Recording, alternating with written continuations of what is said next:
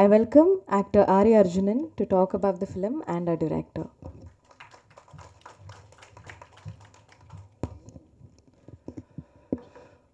மாதா பிதா குரு தெய்வத்துக்கு வணக்கம். நான் பேசும் என் தாய்மொழி தமிழுக்கு முதல் வணக்கம். ரொம்ப நாளைக்கு அப்புறமா பத்திரிகையாளர்களை சந்திக்கக்கூடிய ஒரு வாய்ப்பு பட விழாக்கள் மூலியமாக. இந்த பட விழாவுக்கு வருவதற்கு ரொம்ப நெருக்கமான தொடர்பு அப்படின்னா நிறைய பேர் இதில் தெரிஞ்சவங்க நடிச்சிருக்காங்கங்கிறது மீறி இதை இயக்கிய சந்திரா அவர்கள். இங்கே நிறைய பேரை சந்திரா நினச்சிருந்தா கைதட்ட நிறைய பேரை பின்னாடி கூப்பிட்டு வந்து வச்சுருக்கலாம். எப்போவுமே அவங்களுக்குள்ள ஒரு சிந்தனை இருக்கும். தன் படைப்பின் மூலம் கைதட்டல் வாங்கணும்னு நினைக்கிறவங்க ஆள் கூட்டு வந்து கைதட்டு வாங்கணும்னு நினைக்கிறவங்க இல்லை. அது அவங்களோட எழுத்துக்களை பார்த்தாலே அவங்களோட பழகனுக்கு ரொம்ப அர்த்தமாக தெரியும். இந்த படம் 18ஆம் தேதி இப்போது ரிலீஸ் ஆக போகுது. இப்போ அதற்கான ஒரு வெளியீட்டு விழா, பாடல் வெளியீட்டு விழாவாக அது இருக்குது. வந்து உட்கார்ந்தவுடனே பக்கத்தில் ரொம்ப நர்வஸாக சிடி எப்போ ரிலீஸ் பண்ணுவாங்கன்னு கேட்டாங்க. நான் கேட்டேன், ஏங்க உங்கள் பாடல் வெளியீட்டு விழா எப்போ திட்டமிட்டிருக்கீங்கன்னு எனக்கு தெரியாத அப்படின்னு. ரொம்ப நர்வஸாக அவங்க இருந்த ஒரு பதட்டம்.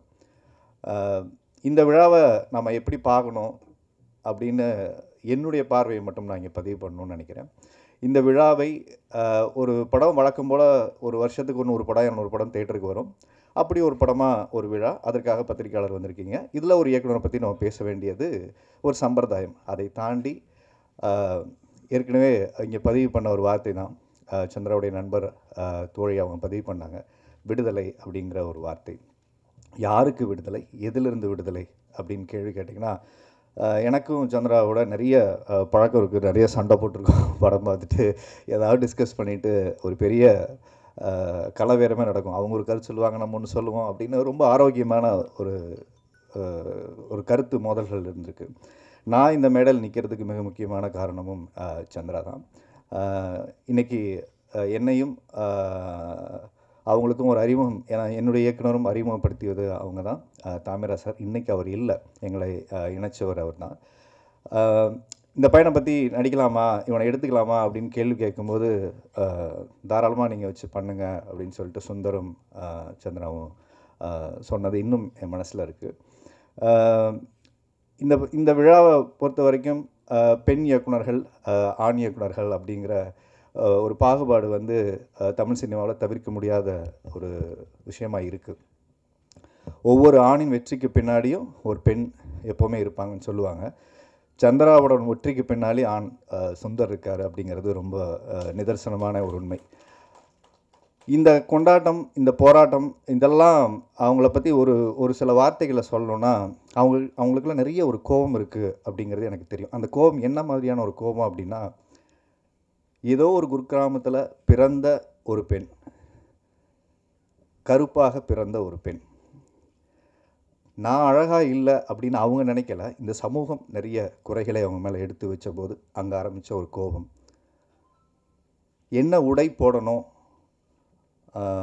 இந்த மாதிரி சென்னைக்கு வரும்போது நவநாகரிக உடையை போடும்போது தான் நம்ம வெற்றியாளராக பார்க்கப்படுறோமோ அப்படிங்கிறக்கும்போது அந்த உடை தனக்கு பொருத்தமாக இருக்கா இல்லையாங்கிறது முக்கியம் இல்லை, எனக்கு பிடிச்சிருக்குமா இல்லையாங்கிறத ஒரு மாற்றத்தை, அழகை தனக்குள்ளே ஏற்படுத்திக்கிட்ட ஒரு புரட்சி பெண். அதை அடுத்து அவங்க ரொம்ப ஒரு தேர்ந்தெடுத்த ஒரு விஷயம் பார்த்திங்கன்னா, பெண் எப்படின்னாலே சாஃப்டாக இருப்பாங்க, ரொம்ப இயல்பாக அவங்களுக்குள்ள ஒரு மென்மை இருக்கும் அப்படிலாம் சொல்லிகிட்டு இருக்கும்போது தேர்ந்தெடுத்த தொழில் பத்திரிகையாளர் தொழில். அப்போவும் தன்னுடைய பேச்சும் சிந்தனையும் வீச்சும் எந்த வகையிலும் ஒரு இடத்துல குறைஞ்சு போயிடக்கூடாது, தன் அழகை விட தன் எழுத்துக்கள் அழகாக இருக்கணும்னு நினச்சி திரும்ப அங்கேருந்து ஒரு பத்திரிகையாளரை தாண்டி எழுத்தாளராக தன்னை அறிமுகப்படுத்திக்கிட்டு ஒரு சக்ஸஸ்ஃபுல் ரைட்டராக தன்னுடைய வாழ்க்கையை அங்கேருந்து ஆரம்பித்தாங்க. அதுபோக அடுத்தது சினிமா இயக்கம் அப்படின்னு வரும்போது அவங்க தேர்ந்தெடுத்த இயக்குனர் அமீர் சார். அவங்களோட பழகும் போதெல்லாம் சொல்லுவாங்க, ஒரு ஆண் மட்டும்தான் ஒரு கமர்ஷியல் ஒரு படம் எடுக்க முடியுமா, துப்பாக்கியை வந்து நீங்கள் எடுத்தாலும் சுடும், அது நான் எடுத்தாலும் சுடுன்னு சொல்கிற ஒரு பெண், அருவா நீ வெட்டினாலும் வெட்டும், நான் வெட்டினாலும் வெட்டும்னு சொல்கிற ஒரு பெண். அது தன் படைப்புகள் மூலியமாக அழுத்தமாக சொல்ல வேண்டும்.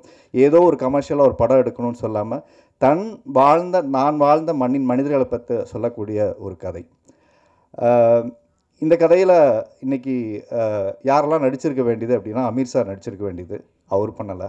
நான் நடிச்சிருக்க வேண்டியது, நான் பண்ணலை. ஹீரோக்களை நம்பி போய் நிற்காமல் தான் ஒரு ஹீரோவை உருவாக்கணும்னு நம்பி நின்னது இயக்குனர்கிட்ட தான். ஒரு இயக்குனர் தான் இன்றைக்கி இந்த படத்தில் நடிச்சிருக்காரு. இது ரொம்ப முக்கியமான ஒரு விஷயம். அந்த இயக்குனர் இன்றைக்கி கருப்பண்ணை அண்ணன் இந்த மேடையில் இல்லைங்கிறது எல்லாருடைய வருத்தம் போல் என்னுடைய வருத்தம் கூட. கருத்து வேறுபாடுகள் எதுவாக இருந்தாலும் நாம் நடிச்சிருக்கிற ஒரு படத்தில் நம்ம நிற்கிறதுங்கிறது ரொம்ப முக்கியமான ஒரு விஷயமா இருக்குது. ஏன்னா பல்லக்கு தூக்குற காலம் முடிஞ்சிருச்சு, எல்லோரும் சரிசமமாக இருக்கணும் அப்படின்னு நினைக்கிறோம். இன்றைக்கி நடித்தவங்க படத்துக்கு விழாக்களுக்கு வர்றதில்லை. பல்லக்கு தூக்குறவங்க படத்துக்கு சம்மந்தம் இல்லாத நிறைய பேர் நட்புக்காக வந்து ஒரு விழாக்களில் கலந்துக்க வேண்டிய சூழல்கள் நிறைய ஹீரோக்கள் படங்களுக்கு வந்திருக்குன்னு ஒவ்வொரு தயாரிப்பாளரும் இங்கே சொல்லிகிட்டு இருக்காங்க, ஒவ்வொரு இயக்குனரும் சொல்லிட்டு இருந்தாங்க. அந்த இயக்குனராக இருந்து அவரே இங்கே அவர் ஹீரோவை நடிக்கிற படத்துக்கு வர முடியாத ஒரு சூழல். அது எந்த கருத்து வேறுபாடாக இருந்தாலும் அது கழிஞ்சு ஒரு விழா நாகரிகத்துக்கு வந்து அது கடந்துட்டு போயிருக்கலாம் அப்படிங்கிறது எல்லாரோடைய எதிர்பார்ப்பும் போல் என்னுடைய எதிர்பார்ப்பும் கூட. கட்டாயம் வெற்றி விழாவில் உங்களை கட்டாயம் உங்களோட எப்போவுமே ஒரு வெற்றி எல்லாத்தையும் மறக்கடிச்சிடும். அது மாதிரி இந்த படத்தோட வெற்றி எல்லாத்தையும் கஷ்டங்களையும் மறக்கடிச்சிடும்னு நினைக்கிறேன். ஏன்னா ஒவ்வொரு இயக்குநர்களும் இங்கே வந்து பேசும்போது சொல்லுவாங்க, ஒவ்வொரு படமும் எனக்கு ஒரு பிரசவ வலி மாதிரி அப்படின்னு. சந்திரா அப்படி சொல்லிக்க முடியுமான்னு தெரியல. ஏற்கனவே எனக்கு 2 பிரசவம் முடிஞ்சிருச்சு. இது வந்து அதெல்லாம் தாண்டி அதற்கும் மேலே அப்படின்னு நான் சந்திராவுக்கு தெரியும். ஏன்னா பல வருட போராட்டம், கனவு இதெல்லாம் வந்து ஒரு பெட்டிக்குள்ள அடைஞ்சிருக்கும்போது ஒரு பெண்ணின் கனவுக்கு உயிர் கொடுத்த ஒரு இயக்குனர், ஒரு ஆணாக இருந்து பெண்ணுடைய பார்வையை புரிஞ்சுக்கிட்ட ஒரு நல்ல ஒரு தயாரிப்பாளர் மதியழகன், அவருக்கு தான் நீங்கள் ஒரு பெரிய கைதட்டல் சொல்லணும். ஏங்க இந்த மாதிரி ஒரு படம் எழுதிட்டு வந்திருக்கீங்க, இதை எப்படிங்க நீங்கள் எடுப்பீங்க? இது வந்து ஒரு மேல் டைரக்டராக இருந்தால் அவர் பண்ணிடுவார், இது எப்படி நீங்கள் எடுப்பீங்க அப்படிங்கிற சந்தேகம் அவருக்குள்ளே எழுந்திருக்கலாம். ஆனால் அதை ஆரம்பிக்கும் போது நம்பிக்கையோடு ஆரம்பித்து இன்றைக்கு வரைக்கும் கூட நின்று ஒரு இடத்துல அவர் சொல்கிற விஷயம் வந்து ரொம்ப சந்தோஷமாகவும் ரொம்பவும் பெருமையாகவும் இருக்குது. இந்த மாதிரியான தயாரிப்பாளர்கள் தமிழ் சினிமாவுக்கு ரொம்ப ரொம்ப தேவை. நான் நடிக்கலை அப்படிங்கிறதுக்கான நான் பேசுனது கூட எனக்கு மறந்துடுச்சு. சந்திரா மாட்டோன்னு நீங்கள் இந்த படத்தில் நடிச்சிருக்கலாம் அப்படின்லாம் வெளில பேசிகிட்டு இருக்கும்போது அப்போ நான் என்ன சொன்னேன்னு எனக்கு ஞாபகமே இல்லை. ஆனால் ஒன்று மட்டும் சொன்னேன், அது எனக்கு ஞாபகத்தில் இருக்குது. இப்போ உட்காந்து பேசிகிட்டு இருக்க மாதிரி ரீகலெக்டே பண்ணிகிட்டே இருந்தேன். சந்திராவுக்கு பயங்கரமாக கோவம்.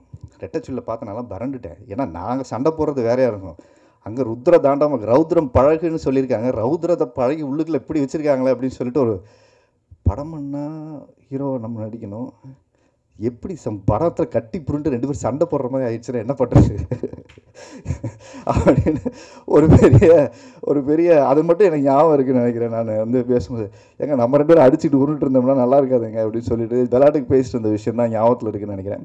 பட் இந்த படம் பார்க்கும்போது ஒரு பெரிய வருத்தம் இருக்குது. நான் வந்து அதை நீங்கள் பண்ணியிருக்கலாம், எதுக்காக சொன்னேன்னு எனக்கும் ஞாபகம் இல்லை. ஏதோ நெடுஞ்சாலை மாதிரியே இருக்குது, நான் திரும்ப பண்ணுறேன்னு சொன்னதாக அவங்க சொன்னாங்க. எனக்கு அது ஞாபகம் இல்லை.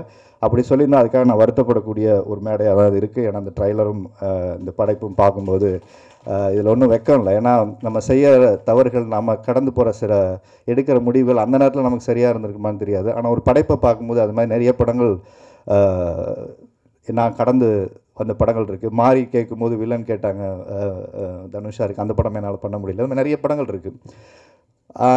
இன்னொன்று அந்த டைமில் எனக்கு அவ்வளோதான் புரிதல் இருந்தது. எனக்கு கல்யாணம் ஆனதுக்கப்புறம் சந்திராவோட கோபத்தில் இருக்கக்கூடிய நியாயமும் சந்திரா ஏன் அப்படி கோபமாக இருக்காங்கிறதையும் புரிஞ்சிக்கிச்சு. ஏன்னா நம்ம குடும்பம் நடக்கணும் அப்படின்னா நம்ம ஒரு இடத்துல எப்படி இருக்கணும், வெளியில் பெண்களுடைய போராட்டம் என்னங்கிறத பார்க்குற பக்குவம் அந்த டைமில் இல்லை. நம்ம தான் நடிக்க வந்தோம், கஷ்டப்பட்டோம், நமக்கு ஒரு வாய்ப்பு கிடச்சிட்டோம். ஒரு பெண் இயக்குநர்கள்ட்ட எப்படி இருப்பாங்க, அவங்க சிந்தனை என்ன அப்படிங்கிறதெல்லாம் நமக்கு புரியலை. கல்யாணம் ஆனதுக்கப்புறம் கொஞ்சம் நல்லா புரிஞ்சிருச்சு. ஸோ அதனால் உங்கள் கோபத்தில் இருக்கக்கூடிய நியாயமும் ஆதங்கமும் இந்த சினிமா பெண்களை எப்படி பார்த்துட்டு இருக்கு, அதனால் எவ்வளவு பிரச்சனைகள் அவங்க சந்திச்சுக்கிட்டு இருக்காங்க அப்படிங்கிறத நல்லா புரிஞ்சுக்க முடிஞ்சது. அதே மாதிரி இந்த படத்தினுடைய பாடல்கள் ரொம்ப சிறப்பாக அவர் பண்ணியிருக்காரு. நான் வந்தவொடனே கேட்டேன், என்னங்க அவர் பேரையே காணோம். நானும் தேடிக்கிட்டே இருக்கேன். ஏங்க முன்னாடி பாருங்கள் ஒரு இருக்குது. அதை நான் நினச்சிக்கிட்டு அது இனிஷியல் ஸ்லாஷே எனக்கு தெரியவே இல்லை. ஆளை பார்த்துட்டு அவரை எனக்கு தெரியும். அப்புறம் கேட்டேன், பாருங்கள் நல்லா பாருங்கள். நான் என்னங்க அவர் பேரை படம் தப்பாக இருப்போது நான் ஃபீல் பண்ணிவிடுவோம். வந்து அப்புறமா தேடி அவங்க பின்னாடி இருக்குது பாருங்கள், முன்னாடியே போட்டிருக்கோன்னாங்க. ஸோ நல்ல ஒரு இசையமைப்பாளர் அவர். இந்த படம் மட்டும் இல்லை, நிறைய படங்கள் அவர் பண்ணிகிட்ருக்காரு. ஒரு சினிமாவில் ஒரு உச்சம் தரக்கூடிய ஒரு நிறைய இசையமைப்பாளர்கள் இருக்காங்க. திறமையான இசையமைப்பாளர்களில் அவரும் ஒருத்தர். ஸோ இந்த படம் பின்னணி இசைக்கு எப்போவுமே சந்திரா பயங்கர முக்கியத்துவம் கொடுப்பாங்கன்னு எனக்கு நல்லா தெரியும். அதனால் நிறைய மாஸ்டர் ஸ்ட்ரோக்கான பீசஸ் வந்து படம் பார்க்கும்போது இருக்கும்னு நான் நினைக்கிறேன். என்னை படம் பார்க்க கூப்பிடல, அந்த கோபம் இருக்குது. ஸோ அதனால் நான் படம் ஸோ அதனால் தயவு செஞ்சு இங்கே இன்னொரு விஷயத்த நான் பகிர்ந்துக்கணும்னு நினைக்கிறேன். ஒரு அவுட்ரைட்டுக்கு ஒரு படத்தை பார்த்துட்டு என்னுடைய அப்பார்ட்மெண்ட்ஸில் தான் இருக்கார் அண்ணன் வந்து எஸ்எஸ் குமார் அண்ணன். மேலே பரபரப்பாக இப்போ பயங்கர சுட்டிக்காக இருப்பார். ஒரு படம் நானும் அவரும் பண்ணுறதுக்காக நம்ம பேசணும், அப்புறம் அது அமையம் தள்ளி போயிடுச்சு. அடுத்து வந்து டிஸ்ட்ரிபியூட்டர் அவதார் எடுத்திருக்காரு. அதாவது ஒரு மனிதனுடைய பரிணாமம் வச்சு எனக்கு என்னடா கிடைக்கல அதை நானே பண்ணி காட்டுறேன், அடுத்தவங்களுக்கு என்ன கிடைக்கல அதை நானே அந்த இடத்துல சரி பண்ணுறேன்னு இறங்கி வரக்கூடிய ஒரு ஆட்டிடியூட் வந்து உண்மையிலே ஒரு பெரிய ஹேட்ஸ் ஆஃப். ஏன்னா தனக்கு கிடைக்காது இன்னொரு இயக்குநர்களுக்கு அது சரியாக நடக்கணுங்கிற ஒரு பெரிய முயற்சி தான் இன்றைக்கி டிஸ்ட்ரிபியூட்டர். நீங்கள் பெரிய வெற்றி படும்போது தான் நிறைய இந்த மாதிரி சின்ன படங்களை அவுட்ரைட் வாங்குறதில்ல. நான் ரிலீஸ் பண்ணி தரேன், எனக்கான கமிஷன் கொடுத்துருங்க. இன்றைக்கி தியேட்டருக்கு கணக்கு மறுபடியும் வரமாட்டேங்குது. இண்டஸ்ட்ரியில் இருக்கக்கூடிய சின்ன சின்ன பிரச்சனைகள் ஒன்று இருக்குது. அது இந்த மேடை எனக்கு சரியாக இருக்கும்னு நினைக்கிறேன். நான் அந்த பிரச்சனையை தாண்டி தான் அந்த படம் வருது. ஒரு படத்துக்கு சரியான ரிலீஸ் டேட் வந்து ரொம்ப ரொம்ப முக்கியம். எல்லோரும் சாதம் வடிச்சிடலாம், அது பிரியாணிக்கு சாதம் வடிக்கும் போது அது கரெக்டான பதத்தில் வடித்து தம் கட்டி வச்சாதான் அது அந்த பிரியாணி நல்லாயிருக்கும். கொஞ்சம் குழஞ்சிருச்சுன்னா அந்த அந்த அந்த டேஸ்ட் நமக்கு வந்து நல்லா இருக்காது. ஸோ அதனால் இதோட ரிலீஸ் டேட் அப்படிங்கிறது வந்து ஏதாவது மற்ற படங்கள் வந்தால் தயவு செஞ்சு குழுவாக உட்காந்து பேசி சரி பண்ணி பண்ணுங்கள். ஏன்னா படத்தோட வெற்றி தான் முக்கியம், பிரியாணி நல்லா இருக்கிறது தான் முக்கியம். எப்போ போடுறீங்கெல்லாம் முக்கியம் கிடையாது. ஏன்னா படம் பார்க்க மக்கள் வரிசையாக வந்துக்கிட்டே தான் இருப்பாங்க. அதனால் மார்ச் 18 ரிலீஸ் பண்ணக்கூடிய நேரத்தில் வேறு படங்கள் இருக்குது, உங்களுக்கு சரியான தியேட்டர் கிடைக்கலன்னா அவசரமாக ஒரு படத்தை ரிலீஸ் பண்ணி நாமளே வந்து ஒரு செல்ஃப் சூசைட் பண்ணிக்க வேண்டாங்கிறது என்னுடைய அனுபவம். நிறைய படங்கள் அப்படி நடந்திருக்கு எனக்கு. ஸோ அதை நான் தாழ்மையாக வச்சுக்கிறேன். ஏன்னா சரியான நேரத்துக்கு போகாதனால எனக்கு ஒரு பெரிய பட வாய்ப்பே போயிருக்கு. அண்ணன் சின்ன ராமசாமியோட படம் தென்மேற்கு பருவக்காற்று, தாமிராஜ் சார் தான் என்னை அறிமுகப்படுத்தி வச்சார். இதே சாலை கிராமத்துக்கு பக்கத்தில் ரோட்டில் நின்று காலையில் விடிய காலையில் ஒரு 6-7 மணி இருக்கும் நம்ம சந்தித்தோம். அன்றைக்கி பேசிவிட்டு மறுநாள் ஆஃபீஸ்க்கு வந்திருக்கேன்னாரு. நான் காலையில் போய் ஃபைட் மாஸ்டர் பாண்டியன் மாஸ்டர்கிட்ட ப்ராக்டிஸ் பண்ணிட்டு குளிச்சுட்டு வரேன். அப்போ திடீர்னு ஊரில் இருந்து ரிலேட்டிவ் பத்திரிக்கை வைக்க வந்துட்டாங்க. அவங்க வர்றாங்கன்னு எனக்கு தெரியாது. வந்தவொடனே அம்மா வெளியில் கோயிலுக்கு போயிட்டாங்க, வடப்பள்ளி கோயிலுக்கு. நீ இருந்து வாங்கி ரிசீவ் பண்ணி அங்கே வந்துட்டு நான் வந்துடுறேன்ட்டாங்க.